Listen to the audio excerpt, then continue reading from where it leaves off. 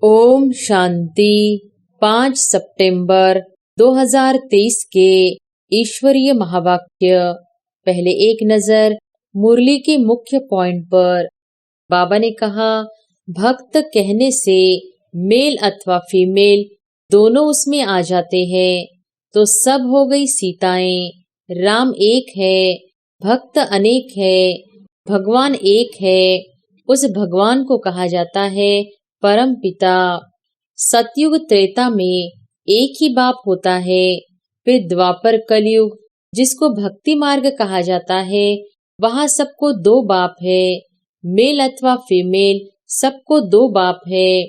पारलौकिक बाप को याद करते हैं, क्योंकि यह दुखधाम है। कलयुग के बाद फिर सतयुग आना है।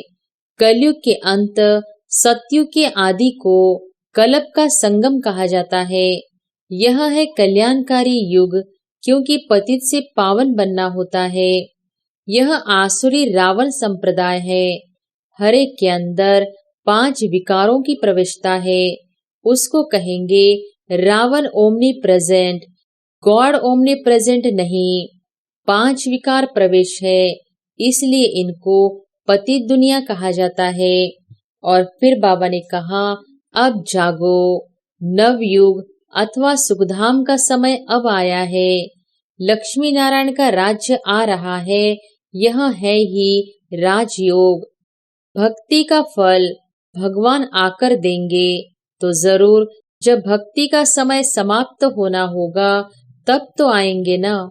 आधा कल्प है ज्ञान की प्रारब्ध और आधा कल्प है भक्ति की प्रारब्ध। अभी तुम पुरुषार्थ कर रहे हो, तुम्हारा जीवन पलट रहा है। आत्मा दैवी गुण धारण कर रही है। यूं तो मनुष्य बैरिस्टर, इंजीनियर, सर्जन आदि बनते हैं। बाकी मनुष्य को देवता बनाना यह परमपिता परमात्मा ज्ञान सागर का कर्तव्य है। उनको ही टुथ कहा जाता है। ज्ञान है ही ज्ञान सागर परमपिता परमात्मा के पास। शास्त्रों का ज्ञान कोई ज्ञान नहीं। अगर उनमें ज्ञान होता तो सदगति होती। भारत जो हीरे जैसा था, अब है नहीं। फिर बाप बनाते हैं। और फिर लास्ट में बाबा ने कहा, सतयुग के लक्ष्मी नारायण आदि को कहा जाता है डीटी रिलीजन। वह है श्रेष्ठ धर्म। उन्हों का धर्म भी श्रेष्ठ है, तो कर्म भी श्रेष्ठ है। वहाँ भ्रष्टाचारी कोई नहीं रहते। अभी तुमको 2 बाप है, एक विनाशी, दूसरा अविनाशी। भले अच्छे और बुरे मनुष्य हैं, परंतु है सब पतित। तब तो गंगा पर स्नान करने पावन बनने जाते हैं। गंगा का पतित पावनी नाम रख दिया है। सतयुग को वॉइसलेस वर्ल्ड कहा जाता है, और वह साइलेंस इनकारपोरियल वर्ल्ड। आत्माएं यहाँ आकर पाठ बजाती है। पाठ है 84 जन्मों का। तुम ऑलराउंडर पाठ बजाते हो। यह है गॉडली यूनिवर्सिटी। भगवान वॉच है ना। भगवान पढ़ाकर मनुष्य को देवता बनाते हैं। ऐसा कोई सत्संग नहीं होगा जिसमें कहे कि हम मनुष्य से देवता बनाएंगे। और अब सुनते हैं महावाक्यों को विस्तार से।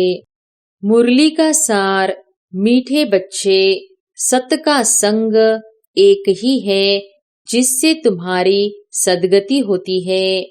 आत्मा पावन बनती है। बाकी सब है कुसंग। इसलिए कहा जाता संग तारे कुसंग बोरे। प्रश्न है, बाप का ऐसा कौन सा कर्तव्य है जो कोई भी धर्म स्थापक नहीं कर सकता? उत्तर है, बाप का कर्तव्य है सबको पतित से पावन बनाकर वापस घर ले जाना। बाप आते हैं सबको इन शरीरों से मुक्त करने, अर्थात मौत देने। यह काम कोई धर्म स्थापक नहीं कर सकता। उनके पिछाड़ी तो उनके धर्म की पावन आत्माएं ऊपर से उतरती है और अपना अपना पाठ बजाए पावन से पतित बनती है। गीत है, जाग सजनिया जाग, नवयुग आया कि आया। ओम शांति। बच्चों ने गीत सुना। किसने सुनाया? साजन ने। सब है सजनियां जिसको भक्तियां कहा जाता है। भगवान एक है, जिसको भक्त याद करते हैं तो उसको कहा जाता है साजन। भक्त कहने से मेल अथवा फीमेल दोनों उसमें आ जाते हैं तो सब हो गई सीताएं। राम एक है, भक्त अनेक है, भगवान एक है, उस भगवान को कहा जाता है परम पिता। लौकिक बाप को परम पिता नहीं कहेंगे, वह है लौकिक शरीर देने वाला पिता। परम पिता है परम धाम में रहने वाला, सब आत्माओं का पिता। हर एक मनुष्य को दो बाप है, एक लौकिक दूसरा पारलौकिक बाप। लौकिक बाप का जन्म बाई जन्म वर्षा अलग होता है। हर एक जन्म में बाप अलग अलग रहते हैं। तुम विचार करो कितने जन्म लेते हैं, कितने बाप मिलते होंगे। 84। हाँ, 84 जन्मों में जरूर 84 बाप और 84 माँ मिलेंगे। हर जन्म में एक ही लौकिक बाप और एक ही माँ रहती है। दूसरा बाप है परमपिता परमात्मा। परंतु सतयुग त्रेता में कभी ओ गॉड फादर कहे याद नहीं करते। हे परमपिता परमात्मा मेहर करो, ऐसे कभी नहीं कहते। इसलिए समझाया जाता है सतयुग त्रेता में एक ही बाप होता है। फिर द्वापर कलयुग जिसको भक्ति मार्ग कहा जाता है, वहां सबको दो बाप है, मेल अथवा फीमेल सबको दो बाप है। पारलौकिक बाप को याद करते हैं क्योंकि यह दुखधाम है। दुखधाम में दो बाप, सुखधाम में है एक ही बाप। यहाँ तो एक लौकिक बाप है, दूसरा फिर सबके दुख निवारण करने वाला बाप है, जिसको सभी याद करते हैं कि इस दुख से छुड़ाओ, रहम करो। आधा कल्प है दुखधाम, आधा कल्प है सुखधाम। सतयुग है नया युग, कलयुग है पुराना युग। बाप कहते हैं अब हम सतयुग नई दुनिया की स्थापना कर रहे हैं। कलयुग पुराने युग का विनाश होना है। कलयुग के बाद फिर सतयुग आना है। कलयुग है अंत। सतयुग के आदि को कल्प का संगम कहा जाता है। यह है कल्याणकारी युग, क्योंकि पतित से पावन बनना होता है। कलयुग में है पतित मनुष्य, सतयुग में है पावन देवताएं। बाप समझाते हैं कि यह आसुरी रावण संप्रदाय है। हर एक के अंदर 5 विकारों की प्रवेशता है। उसको कहेंगे Ravan omnipresent, God omnipresent नहीं। 5 विकार प्रवेश है, इसलिए इनको पतित दुनिया कहा जाता है। सतयुग त्रेता को पावन दुनिया शिवालय कहा जाता है। कलयुग है वैश्यालय। तो शिव परमपिता परमात्मा आकर नव युग की स्थापना करते हैं। बाप समझाते हैं अब जागो, नव युग अथवा सुखधाम का समय अब आया है। लक्ष्मी नारायण का राज्य आ रहा है। यह है ही राजयोग। यह कोई कॉमन सत्संग नहीं है। एक होता है सत्संग, दूसरा होता है झूठा संग। कुसंग सत का संग तारे, कुसंग बोरे। सत तो एक ही बाप है, उनको कहते हैं पतित पावन आओ। वही आकर पावन बनाते हैं आधा कल्प के लिए। फिर माया रावण आकर आधा कल्प पतित बनाती है। ऐसे नहीं, बाप ही पतित बनाते हैं। अभी है ही रावण राज्य। जब तक सतबाप न आए तब तक सत्संग नहीं, सब है झूठ संग अथवा कुसंग। तुम हो सीताएं, तुम भक्ति करती हो, समझती हो भक्ति का फल भगवान आकर देंगे, तो जरूर जब भक्ति का समय समाप्त होना होगा तब तो आएंगे ना। आधा कल्प है ज्ञान की प्रालब्ध और आधा कल्प है भक्ति की प्रालब्ध। अभी तुम पुरुषार्थ कर रहे हो भगवान की श्रीमत पर। भगवान एक होता है, वह है निराकार परमपिता परमात्मा, आत्माओं का बाप। वह आते ही है संगम पर। द्वापर कलयुग को भक्ति कांड कहा जाता है, सतयुग त्रेता को ज्ञान कांड कहा जाता है। ज्ञान है ही ज्ञान सागर परमपिता परमात्मा के पास। शास्त्रों का ज्ञान कोई ज्ञान नहीं। अगर उनमें ज्ञान होता तो सद्गति होती। भारत जो हीरे जैसा था अब है नहीं, फिर बाप बनाते हैं। तुम अब हीरे जैसा बन रहे हो। तुम्हारा जीवन पलट रहा है। आत्मा दैवी गुण धारण कर रही है। यूं तो मनुष्य बैरिस्टर, इंजीनियर, सर्जन आदि बनते हैं। बाकी मनुष्यों को देवता बनाना यह परमपिता परमात्मा ज्ञान सागर का कर्तव्य है। उनको ही ट्रुथ कहा जाता है। वही सच बतलाते हैं, अर्थात सचखंड की स्थापना करते हैं। बाकी सब है झूठ बोलने वाले, झूठ खंड की स्थापना करते हैं, रावण की मत पर चलते हैं। तुम श्रीमत से श्रेष्ठ बनते हो। नए युग में भारत नया था। वर्ल्ड ऑलमाइटी अथॉरिटी कहा जाता था। लक्ष्मी नारायण का राज्य था। उन्हों को किसने यह राज्य भाग्य दिया? जरूर जो स्वर्ग की स्थापना करने वाला होगा। अभी वह वर्षा गंवाया है 84 जन्म लेकर। अब फिर चक्र पूरा होता है। सबको वापस जाना है। लिबरेटर एक ही बाप है। वही लिबरेट कर सबको ले जाते हैं। इसलिए उनको कालों का काल भी कहा जाता है। बाप कहते हैं, अब तुम्हारे 84 जन्म पूरे हुए, अब वापस चलना है। यह सृष्टि का चक्र कैसे फिरता है सो बाप बैठ समझाते हैं, अर्थात त्रिकालदर्शी बनाते हैं। तीनों लोकों, तीनों कालों की नॉलेज देते हैं। वही पतित पावन ज्ञान सागर बीज रूप है। उनसे ही सचखंड का तुमको वर्षा मिलता है। यहाँ तुम आए हो परमपिता परमात्मा से वर्षा लेने के लिए, जो स्वर्ग की स्थापना करने वाला है।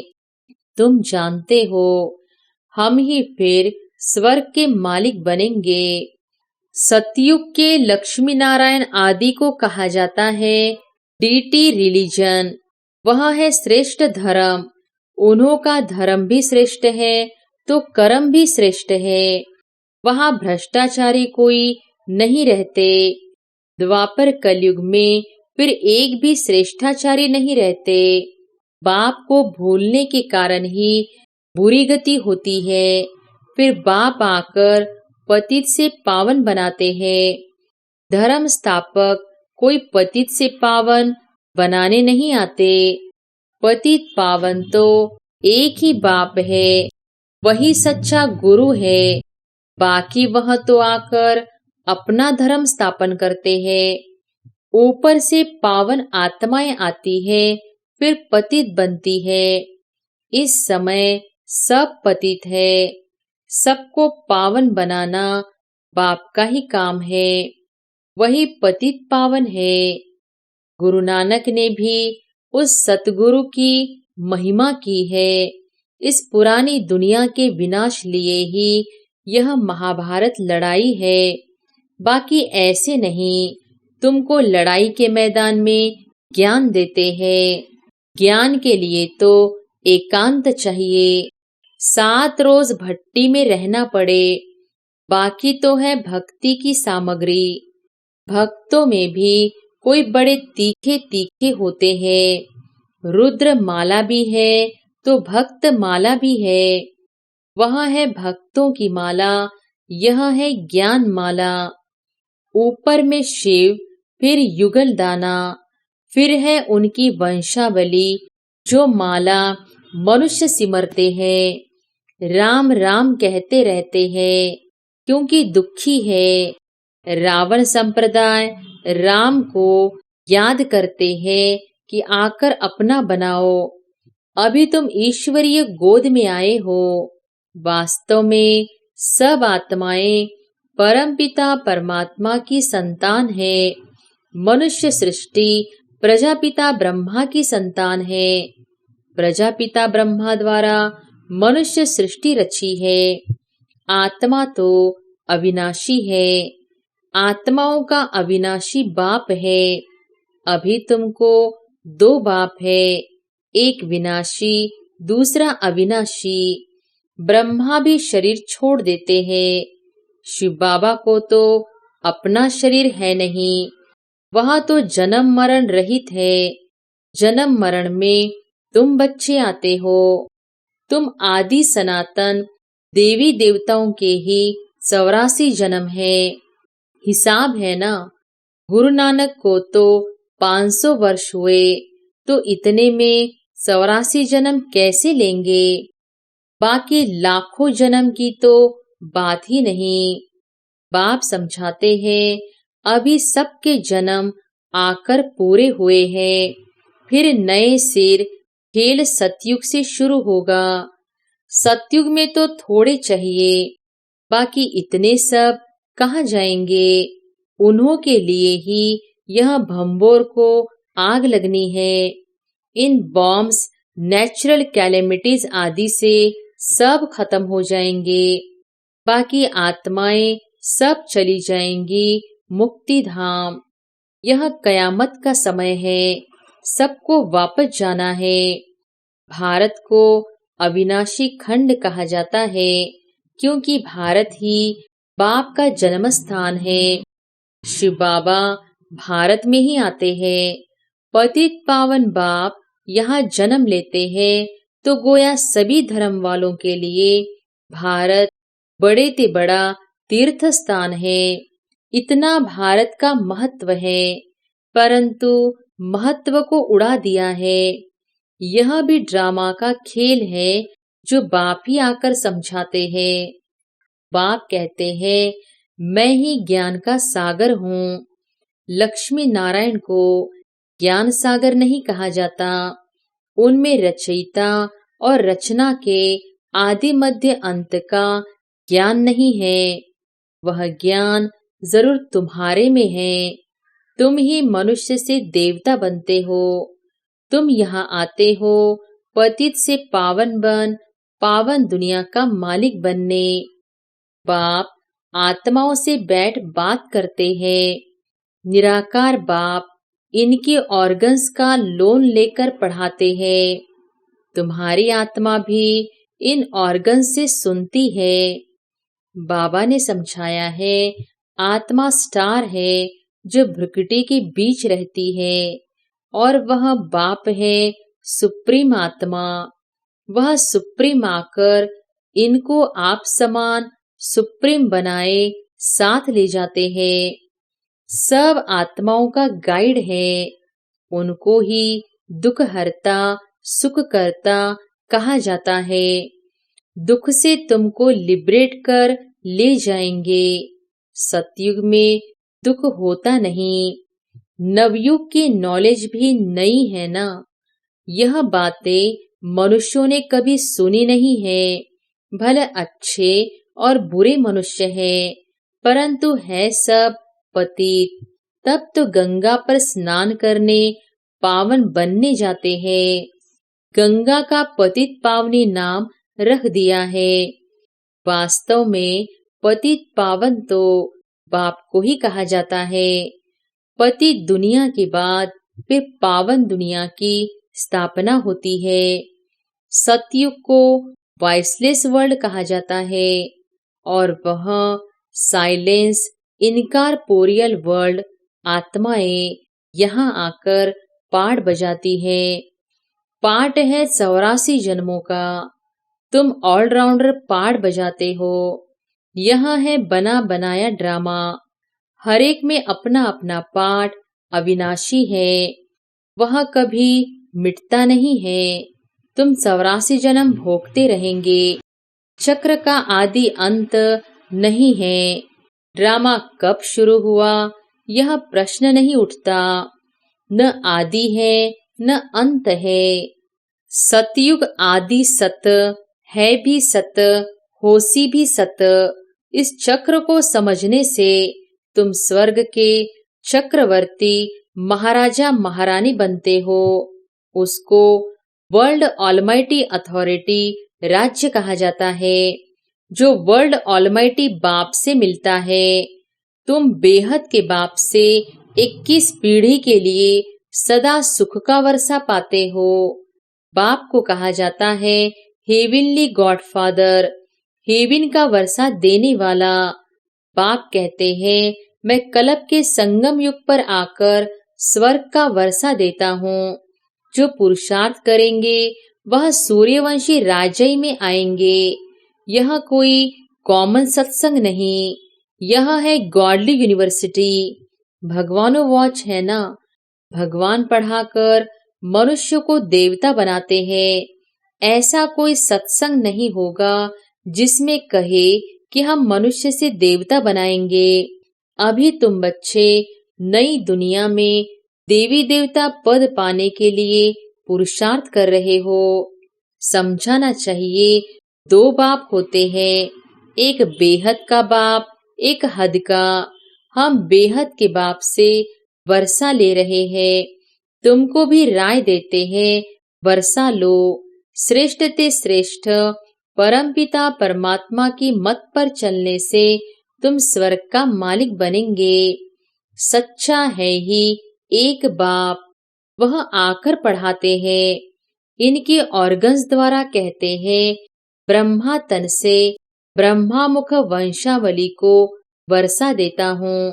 ब्रह्मा द्वारा तुमको दादे का वर्षा मिलता है। दादे के वर्षे पर सभी आत्माओं का हक है। लौकिक संबंध में सिर्फ मेल को वर्षा मिलता है। तुम तो आत्माएं हो, सब ब्रदर्स ठहरे। सबको शिव बाबा से वर्षा मिलता है। तुमको दादे से वर्षा मिल रहा है। बाप कहते हैं हम तुमको मंदिर लायक बनाते हैं। मनुष्यों में देखो क्रोध कितना है, 1-2 का विनाश कर देते हैं। यह है वैश्यालय। शिवालय था सो फिर अब बनना है। परमपिता परमात्मा शिव आकर शिवालय बनाते हैं। वैश्यालय से लिबरेट कर फिर गाइड बन सबको वापस शिवालय में ले जाते हैं। सभी अपने पुराने शरीरों से मुक्त हो मेरे साथ चलेंगे। अच्छा, मीठे मीठे सिकिलधे बच्चों प्रति माता पिता बाप दादा का याद प्यार और गुड मॉर्निंग। रूहानी बाप की रूहानी बच्चों को नमस्ते। धारणा के लिए मुख्य सार। पहली पॉइंट, दैवी गुण धारण कर स्वयं के जीवन को पलटाना है।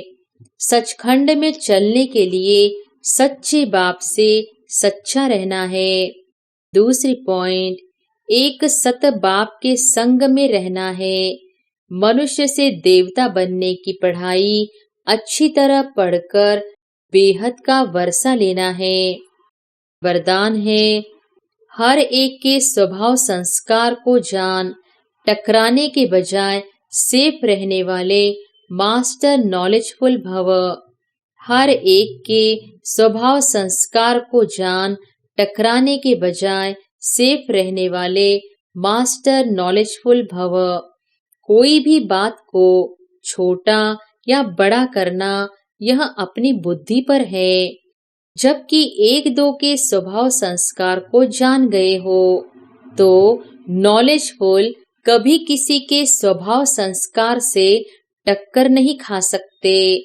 जैसे किसको पता है कि यहाँ खड्डा है व पहाड़ है, तो जानने वाला कभी टकराएगा नहीं, किनारा कर लेगा। ऐसे आप भी किनारा करो, अर्थात अपने को सेफ रखो।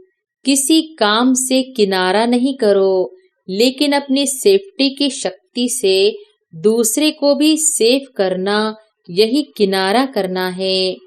स्लोगन है, उड़ती कला का अनुभव करना है तो सदा भाग्य और भाग्य विधाता की स्मृति में रहो। अच्छा, ओम शांति।